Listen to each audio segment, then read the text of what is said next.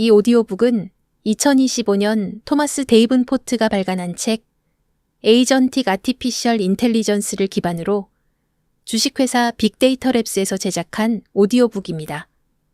안녕하세요. 오늘 저희와 함께 좀 깊이 파고들 주제 바로 AI 에이전트의 기억입니다. 이게 AI가 그냥 시키는 일만 하는 게 아니라 사람처럼 경험으로 배우고 성장하는데 아주 핵심적인 거잖아요. 오늘 저희가 볼 차로는 AI 에이전트 기억 만들기에 대한 연구자료 챕터 7 펼쳐본이에요. 혹시 챗봇이랑 얘기하다가 아니 방금 내가 한 말인데 또 물어보네 이런 경험 없으셨어요? 아, 네, 있죠. 그죠? 많은 생성형 AI들이 대화 끝나면 내용을 그냥 싹 잊어버리는 뭐랄까 기억 상실 같은 문제를 겪고 있거든요. 고객센터 연결했는데 상담원 바뀔 때마다 성함이랑 연락처 다시 알려주시겠어요 하는 거랑 비슷하달까요? 좀 답답하죠? 네, 맞아요. 그게 반복되면 사용자는 불편할 수밖에 없고요. 이런 한계가 AI가 이제 사용자 경험이나 선호도 이런 걸 기억해서 맞춤 서비스를 딱 해주거나 아니면 여러 단계로 된 복잡한 일을 처리하는 데 큰 제약이 돼요.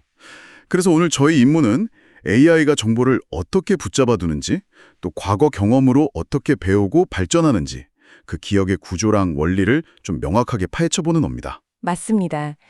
기억이라는 게 단순히 정보 저장, 이게 아니에요. 인간이든 기계든 지능을 갖추려면 정말 근본적인 토대거든요. 과거 경험을 보존하고 정리하고 또 필요할 때 꺼내 쓰는 능력. 이게 바로 학습하고 적응하고 성장하는 능력의 핵심인 거죠. AI가 그냥 수동적인 도구가 아니라 진짜 능동적인 파트너가 되려면 이 기억이 열쇠입니다. 자, AI 기억의 세계로 한번 들어가 보시죠. 그러고 보니까 인간 기억 방식도 참 신기해요. 우리 뇌가 처리하는 정보는 엄청난데 정작 의식하는 건 진짜 조금이라고 하잖아요. 네, 그렇죠. 중요한 것만 필터링하는 거죠. 네, 그 기록 경위도 막 단기 기억, 장기 기억 이렇게 다양하고 심지어 기억이라는 게 무슨 녹화 영상처럼 딱 박제되는 게 아니라 떠올릴 때마다 조금씩 달라진다는 연구도 있고요. 그렇죠. 엘리자베스 로프터스 연구 같은 거요. 근데 현재 대부분의 대규모 언어 모델, LLM들은 이런 복잡한 인간 기억하고는 거리가 좀 멀어요. 흔히 금붕어 기억력이라고 비유하잖아요. 대화 세션 끝나면 맥락이 사라져요. 새 대화 시작하면 그냥 처음 보는 사이처럼 되는 거죠. 이거 여러분도 간단하게 확인해 볼 수 있어요. 챗봇한테 타이티 스쿠버 다이빙 이런 특정 주제로 좀 길게 대화해 보세요. 그러고 나서 새 창 열어서 아까 타이티 다이빙 얘기했었죠? 하고 물어보면요. 아마 기억나도 않습니다. 이런 답이 올 가능성이 높죠. 네. 이런 기억이 없다는 게 실용적으로도 사실 큰 차이를 만들어요. 예를 하나 들면 기억 기능이 있는 AI를 의료 예약 시스템에 적용했더니 예약 시간을 70%나 줄이고 환자 만족도는 45% 높였다는 결과도 있어요. 와, 엄청나네요. 네, 기억이 없으면 맨날 같은 정보 물어보고 확인해야 하니까요. 비효율적이죠. 그래서 AI 에이전트의 기억을 잘 설계하는 게 정말 중요합니다. 오늘 자료에서는 이걸 크게 3가지 계층으로 나눠서 설명하고 있어요. 첫째는 현재 맥락을 유지하는 단기 기억, 숏텀 메모리. 둘째는 과거 정보를 저장해서 활용하는 장기 기억, 롱텀 메모리. 그리고 이 둘을 계속해서 개선시키는 피드백 루프, 피드백 룹스. 이 3가지가 어떻게 서로 작용하면서 AI의 학습 영역을 만드는지 한번 자세히 보죠. 네. 첫 번째 단기 기억, STM. 이게 AI의 작업 기억이라고 하셨는데 비유를 들어주시면 좀 더 와닿을 것 같아요. 예를 들면 아주 복잡한 교차로에서 운전한다고 생각해 보세요. 싱가포르 같은 곳에요. 아, 네. 정신없죠. 그렇죠. 신호등 봐야죠. 보행자 확인해야죠. 옆 차선 차 신경 써야죠. 내비게이션 안내 들어야죠. 이 모든 순간적인 정보를 동시에 처리해야 하잖아요. AI도 현재 대화나 작업의 맥락을 놓치지 않으려고 이 단기 기억 STM을 계속 사용합니다. 아하. 근데 이 작업 기억이라는 것도 한계가 있겠죠? 사람처럼요. 물론입니다. 간단한 실험을 해볼 수 있어요. AI한테 오늘 있었던 일을 쭉 이야기해주면서 중간중간 요약을 시켜보세요. 처음에는 맥락을 잘 따라오다가도 대화가 길어지면 점점 앞부분 세부 내용을 놓치기 시작할 겁니다. 인간의 단기 기억 용량, 그 유명한 7+2개 항목과 비슷한 한계를 보이는 거죠. 그렇군요. 그럼 이 STM은 구체적으로 어떻게 작동하는 건가요? STM의 핵심 작동 방식 크게 세 가지 요소가 있어요. 첫 번째는 컨텍스트 창, 컨텍스트 윈도우입니다. 이건 AI가 정보를 처리하는 임시 작업 공간, 뭐랄까, 책상 같은 개념이에요. GPT 모델은 수십만 토큰, 최신 제미나이 같은 모델은 수백만 토큰까지 처리할 수 있다고 하죠. 와, 책상이 엄청 넓네요. 네, 넓긴 한데 그래도 무한정은 아니에요. 이 창 크기를 넘어가는 정보는 처리에서 빠지거나 아니면 압축될 수밖에 없습니다. 그렇군요. 그럼 두 번째는요? 두 번째는 어텐션 메커니즘입니다. 이건 책상 위에 놓인 정보 중에서 지금 하고 있는 작업과 가장 관련 높은 부분에 AI가 집중하도록 돕는 거예요. 마치 형광펜 같은 역할이죠. 아, 중요한 부분에 밑줄 쫙 긋는 거군요. 맞아요. 근데 여기서 중요한 건 사용자가 어떤 지시, 즉 프롬프트를 주느냐에 따라 AI가 어디에 형광펜을 칠할지가 달라진다는 거예요. 예를 들어 주요 주제만 요약해줘라고 할 때랑 아까 말한 특정 예시 좀 자세히 설명해줘라고 할 때 AI의 초점이 달라지겠죠. 아, 그래서 명확한 지시가 중요하겠네요. AI가 알아서 이게 중요하구나 하고 파악하는 게 아니라 우리가 원하는 부분에 집중하도록 잘 이끌어줘야 한다는 거군요. 정확합니다. 그리고 세 번째 요소는 토큰 관리, 토큰 매니지먼트입니다. 컨텍스트 창, 그러니까 책상이 거의 꽉 찼을 때요. 정보를 요약하거나 압축하면서 어떤 걸 남기고 어떤 걸 버릴지 결정하는 시스템이에요. 강의 들을 때 막 정신없이 받아 적다가 핵심만 요약해서 노트 정리하는 거나 비슷한 건가요? 네, 아주 좋은 비유입니다. 근데 이 과정에서 당연히 중요한 세부 정보나 어떤 뉘앙스가 사라질 수도 있다는 단점, 이게 STM의 어쩔 수 없는 트레이드 오프입니다. 최근 연구를 보면 컨텍스트 천장이라는 현상도 발견됐어요. 정보를 무작정 많이 넣는다고 성능이 계속 좋아지는 게 아니라 어느 지점을 넘어서면 오히려 처리 부담 때문에 성능이 떨어질 수도 있다는 거죠. 오, 흥미롭네요. 네. 그러니까 결국 중요한 건 단순히 저장 용량 크기가 아니라 정보를 얼마나 효율적으로 처리하고 관리하느냐의 문제라는 겁니다. 이 STM을 잘 활용해서 성공한 사례도 있다고 들었어요. 네, 금융 서비스 쪽 사례가 있는데요. 한 회사에서 복잡한 투자 상품 문의를 처리하는 AI 에이전트를 개발했어요. 고객의 대화가 길어지기도 하고 여러 계좌 정보를 동시에 참조해야 하는 등 좀 복잡했죠. 개발팀이 컨텍스트 창을 나누고 어텐션 메커니즘을 잘 조정하고 토큰 관리도 최적화해서 AI가 이런 복잡한 상호작용을 정확하게 처리하도록 만들었더니 오류율이 무려 65%나 감소하고 고객 만족도도 크게 올랐다고 해요. 와, 65%면 정말 대단한데요? 그렇죠. 그래서 여러분이 AI 에이전트를 잘 쓰려면 이 STM 작동 방식을 이해하고 AI를 좀 적극적으로 안내해 주시는 게 중요해요. 작업 목표에 맞게 프롬프트를 좀 신중하게 작성하시고요. 광범위하게 물어볼 건지 아니면 아주 특정 세부사항을 원하는지 명확히 하는 거죠. AI가 알아서 우선순위를 정해주길 기대하기보다는 명확한 지침을 주는 게 좋습니다. 청부를 이렇게 좀 덩어리로 묶어서 주거나 청킹, 우선순위를 알려주는 것도 도움이 되겠네요. 맞습니다. 청킹이나 우선순위 큐잉, 프라이어리티 큐잉 같은 기법도 도움이 되죠. AI가 아무리 강력해도 여전히 인간의 감독과 안내가 필요한 부분입니다. 앞으로는 더 발전된 STM 기술도 나온다면서요? 뭐 랜드마크 어텐션 이런 거요? 네, 랜드마크 어텐션은 긴 글 속에서도 중요한 지점을 놓치지 않게 도와주고 가변 크기창 어텐션, VSA는 필요에 따라 정보의 초점, 그러니까 줌인 줌아웃 하듯이 조절하는 거고요. 검색 어텐션은 필요한 정보만 쏙쏙 골라 검색해서 처리 속도를 높여줄 걸로 기대됩니다. AI의 유연성이랑 효율성이 훨씬 좋아지겠죠. 기대되네요. 자, 그럼 이제 두 번째 계층 장기 기억 LTM으로 넘어가 볼까요? 단기 기억이 현재에 집중한다면 장기 기억은 AI를 진짜 파트너로 만들어주는 힘이라고 하셨죠. 네, 맞습니다. 과거의 상호작용, 사용자의 선호도, 학습된 작업 방식 같은 것들을 저장해뒀다가 미래에 활용하는 거예요. 이걸 통해 AI가 조직이나 개인과 함께 배우고 성장하게 되는 거죠. 핵심은 상호작용을 통해 AI를 더 똑똑하고 신뢰할 수 있게 만드는 겁니다. 오, 그러니까 제가 AI랑 같이 일하면 할수록 AI가 점점 저를 더 잘 알아가는 동료 같은 느낌이 되겠네요. 바로 그겁니다. 운영적인 측면에서도 이점이 커요. 예를 들어 물류회사는 과거에 발생했던 문제 패턴을 AI가 기억해서 다음에 비슷한 문제 생겼을 때 해결 속도를 높일 수 있고요. 또 신입사원 온보딩할 때 AI가 조직의 어떤 특유의 문화나 업무 방식을 기억하고 있다면 일관성 있는 교육을 제공할 수도 있겠죠. 실제로 LTM 도입으로 오류율을 최대 50%까지 줄였다는 보고도 있습니다. 그럼 전략적으로는 어떤 이점이 있을까요? 전략적으로는 개인화되고 맥락을 이해하는 파트너 역할을 가능하게 하죠. 아까 잠깐 얘기했던 타이틴 스쿠버 다이빙 실험처럼 현재 대부분의 LLM은 이런 LTM 기능이 좀 부족해요.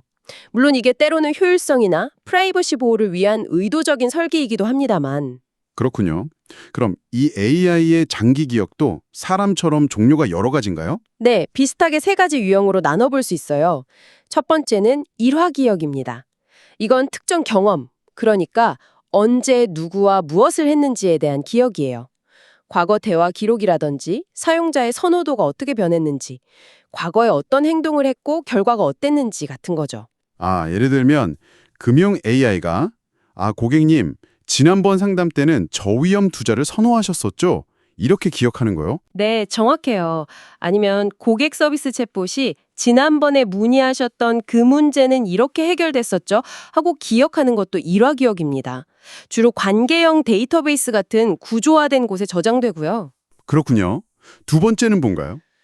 두 번째는 의미 기억 세멘틱 메모리입니다. 이건 일반적인 지식, 사실, 개념에 대한 기억이에요. 회사 정책, 특정 산업 용어, 아니면 그냥 세상 돌아가는 지식 같은 것들이죠. 의료 AI가 임상 가이드라인이나 약물 상호작용 정보를 알고 있는 것, 법률 AI가 관련 판례나 법규를 알고 있는 것, 이런 게 다 의미 기억에 해당합니다. 아하, 파리는 프랑스의 수도다. 이런 사실적 지식이 바로 의미 기억이군요. 맞습니다. 이건 주로 벡터 데이터베이스라는 곳에 저장돼서 단어의 의미를 기반으로 관련 정보를 효율적으로 찾아낼 수 있게 도와줍니다. 그럼 마지막 세 번째는요? 셋째는 절차 기억, procedural memory입니다. 이건 어떻게 하는지, 즉 작업 수행 단계나 규칙에 대한 기억이에요. 업무 프로세스 지도라든지 의사결정 규칙, 표준 운영 절차, SOP 같은 것들이죠. 예를 들면 재무 AI가 매달 예산 분석하는 절차를 딱 기억하고 있다거나 IT 지원 AI가 계정 설정하는 순서를 알고 있는 거. 네, 맞아요. 그런 게 절차 기억입니다. 관계형 데이터베이스나 워크플로우 엔진 같은 곳에 저장될 수 있고요. 이렇게 세 가지 기억, 즉 일화 경험, 의미 지식, 절차 방법 기억이 다 함께 작동할 때 AI는 정말 강력한 성능을 발휘할 수 있어요. 예를 들어 의료 AI가 환자의 과거 기록을 떠올리고 일화, 최신 임상 지침을 적용해서 의미, 시술 예약 절차를 정확히 따르는 절차 식으로요. 잘 만들 수 있을까요? 그냥 데이터만 막 쌓아둔다고 되는 건 아닐 텐데요. 네, 좋은 질문이에요. 그냥 쌓아두기만 하면 안 되고 아주 체계적인 설계가 필요합니다. 자료에서는 크게 5단계로 나눠서 접근하는 걸 추천하는데요. 첫째, 기억을 저장하고 꺼내 쓰고 업데이트할 수 있는 기술적인 기반, 프레임워크를 선택해야 합니다. 렌체인이나 레마인덱스 같은 도구들이 있죠. 둘째, 각 기억 유형별로 무엇을 얼마나 오래, 어떻게 저장하고 언제 사용할 건지를 명확하게 정의해야 해요. 이걸 제대로 안 하면 기억이 너무 많아서 부담이 되거나 반대로 필요한 정보가 빠지는 공백이 생길 수 있거든요. 필요한 정보만 잘 골라서 관리해야겠네요. 그쵸. 셋째, 필요할 때 관련성 높은 기억을 효율적으로 불러오는 검색 메커니즘을 구축하는 게 중요합니다. 요즘 RAG, 검색 증강생성이라는 접근 방식이 많이 쓰여요. RAG요? 그건 뭔가요? 쉽게 말하면 AI가 답변을 생성하기 전에 관련된 외부 자료나 내부 기억을 먼저 오픈북처럼 찾아보고 그 정보를 바탕으로 답변을 만드는 방식이에요. 훨씬 더 정확하고 최신 정보를 반영한 답변을 할 수 있게 되죠. 아하, 오픈북 테스트 같은 거군요. 네, 비슷합니다. 넷째는 기억 관리, 즉 통합과 망각입니다. 중요하거나 자주 나타나는 정보는 통합해서 더 단단한 장기 기억으로 만들고 반대로 불필요하거나 오래된 정보는 망각해서 저장소를 효율적으로 유지하는 거죠. 통합과 망각이라니 진짜 사람 기억 방식이랑 비슷하네요. 자주 쓰는 건 더 잘 기억나고 안 쓰는 건 점점 잊히는 것처럼요. 맞아요. 그리고 마지막 5째는 이렇게 관리되는 기억을 AI의 핵심 추론 과정과 긴밀하게 연결시키는 겁니다. 기억 검색이나 통합이 AI의 의사결정에 실시간으로 반영되도록 하는 거죠. 그렇군요. 뭔가 더 진보된 LTM 기술도 연구 중이라고 들었어요. 타이탄. 네, 구글 리서치의 타이탄스 같은 연구가 주목받고 있습니다. 이건 외부 저장소 없이 모델 자체의 파라미터 안에서 정보를 동적으로 기억하고 회상하는 신경망 기반 LTM 모듈인데요. 이게 잘 구현되면 더 빠르고 효율적이면서도 안전한 메모리 처리가 가능해질 것으로 기대됩니다. 와, 정말 AI 기억의 미래가 기대되네요. 자, 이제 마지막 퍼즐 조각이죠. AI가 지속적으로 학습하고 스스로 적응하게 만드는 마법, 피드백 루프에 대해 이야기해 볼 시간입니다. 이건 뭐랄까, AI가 스스로 성장하는 엔진 같은 거네요. 네, 맞습니다. 피드백 루프는 AI가 자기가 내린 결정이나 행동의 결과를 보고 그게 잘 된 건지 아니면 개선이 필요한지를 평가해서 다음번 행동을 더 나은 방향으로 조정해 나가는 과정이에요. 가장 대표적인 예가 바로 강화학습입니다. AI가 목표 달성에 도움이 되는 바람직한 행동을 하면 보상을 주고 그렇지 않은 행동에는 페널티를 주는 식으로 AI의 행동을 점점 원하는 방향으로 만들어가는 거죠. 게임 캐릭터 레벨업 시키는 거랑 비슷한 느낌인데요. 퀘스트 성공하면 경험치 받고 실패하면 좀 손해보고. 네, 아주 적절한 비유입니다. 이 피드백 루프는 기본적으로 실행, execution, 결과 관찰 및 피드백 수집, observation, feedback collection, 평가, evaluation, 전략 조정, adjustment, 개선된 방식으로 다시 배포 실행, deployment이라는 순환 주기를 따릅니다. 이 루프를 통해서 AI는 단순히 주어진 작업을 기계적으로 반복하는 도구가 아니라 세상과 상호작용하면서 스스로 더 똑똑해지는 말 그대로 살아있는 시스템이 되어가는 거죠. 와, 살아있는 시스템이라니 실제 성공 사례를 들어보면 더 와닿을 것 같아요. 제조업 분야의 예측 유지 보수 사례가 좋은 예시입니다. 유럽의 한 자동차 부품 제조업체에서 AI 에이전트와 피드백 루프를 도입했는데요. 먼저 AI가 기계 센서 데이터를 분석해서 고장을 예측하고 유지 보수를 권장합니다. 실행, 그리고 실제 고장이 났는지, 유지 보수 결과는 어땠는지 등의 결과를 피드백으로 받아요. 관찰, 피드백 수집. 그 다음엔 이 피드백을 바탕으로 자신의 예측 모델이 얼마나 정확했는지 평가하고 더 잘 예측하도록 모델을 스스로 수정합니다. 평가 조정. 이 과정을 계속 반복했더니 놀랍게도 품질 관리 정확도가 32%나 향상되고 검사 시간도 45% 단축됐다고 해요. 와, 진짜 스스로 배우면서 성능이 계속 좋아지는 거네요. 그렇죠. 전자상거래 개인화 추천 시스템도 아주 대표적인 예입니다. 사용자가 어떤 상품을 클릭하고 장바구니에 담고 구매하는지 이런 행동 자체가 다 피드백이 되는 거죠. 아, 우리가 쇼핑몰에서 하는 행동 하나하나가 AI한테는 학습 데이터가 되는 거군요. 네, 맞습니다. AI는 이 피드백을 받아서 추천 모델을 계속 업데이트하고 사용자에게 더 매력적인 상품을 보여주려고 노력하죠. 그래서 클릭률이나 구매 전환율을 높이는 겁니다. 잘 설계된 피드백 루프는 실제로 몇 주 안에 AI 성능을 20% 이상 향상시키고 전자상거래 클릭률을 10%에서 30%까지 높이는 효과를 보이기도 합니다. 정말 강력하네요. 그럼 미래에는 이 피드백 루프가 더 발전할 수도 있나요? 그럼요. 지금은 주로 단일 목표, 정확도 향상에 초점을 맞추지만 앞으로는 속도, 품질, 고객 만족도 같은 여러 목표를 동시에 고려하고 최적화하는 다중 피드백 루프가 나올 수 있고요. 더 나아가서는 AI가 어떻게 하면 더 효과적으로 학습할 수 있을까 하는 학습 방법 자체를 배우는 메타학습 시스템도 연구되고 있습니다.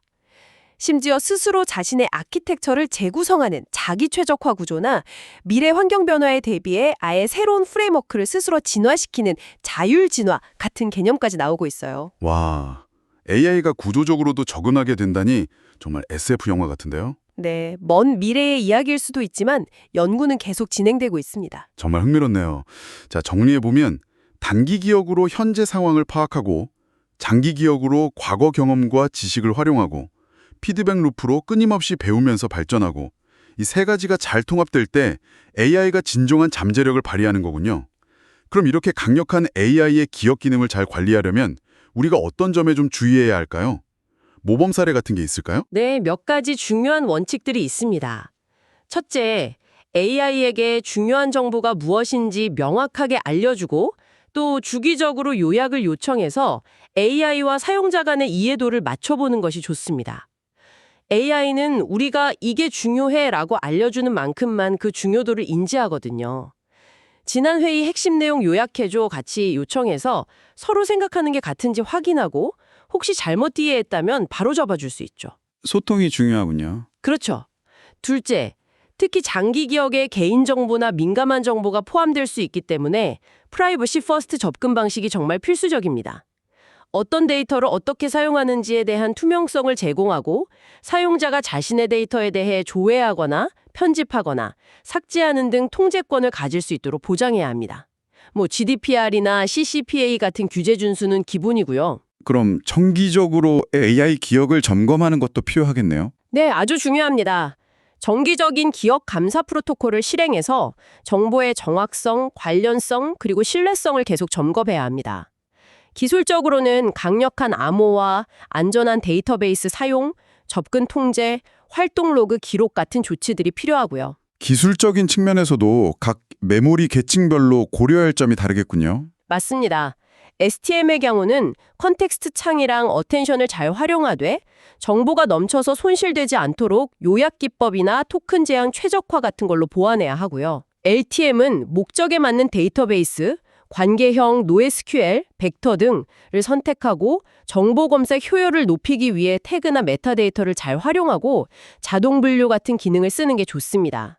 그리고 피드백 루프는 사용자 피드백이나 시스템 강화 모델을 활용하되 명확한 성공 지표를 설정하고 강화학습 기법을 잘 적용해서 피드백을 잘못 해석하거나 특정 패턴에 과하게 최적화되는 과적한 문제를 방지해야 합니다. 결국 이 모든 것의 기반은 데이터 관리네요.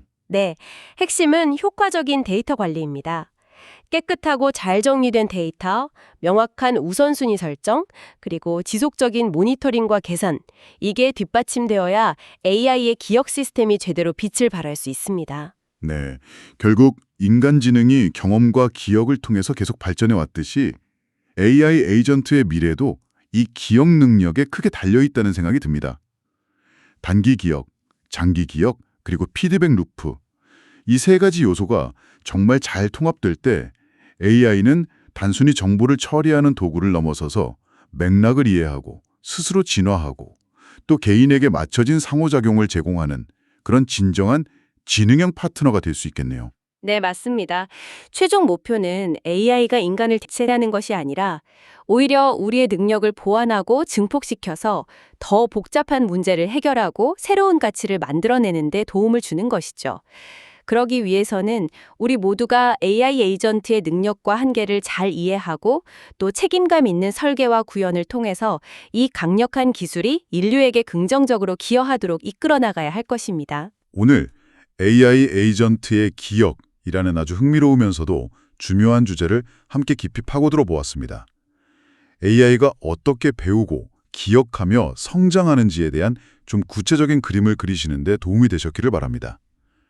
마지막으로 여러분께 생각해 볼 질문 하나 던지면서 마무리할까 합니다. 만약 AI가 정말 인간처럼 아주 강력하고 또 잘 지워지지 않는 그런 기억을 갖게 된다면 과연 AI에게도 잊힐 권리 같은 게 필요할까요? 아니면 우리는 AI의 기억을 어디까지 또 어떻게 통제해야 할까요? 아마 이런 윤리적인 고민들이 앞으로 AI 기술이 발전하면서 점점 더 중요해질 거라고 생각합니다. 여러분의 생각은 어떠신가요? 다음 심층탐구에서 또 흥미로운 주제로 다시 찾아뵙겠습니다. 감사합니다. 감사합니다.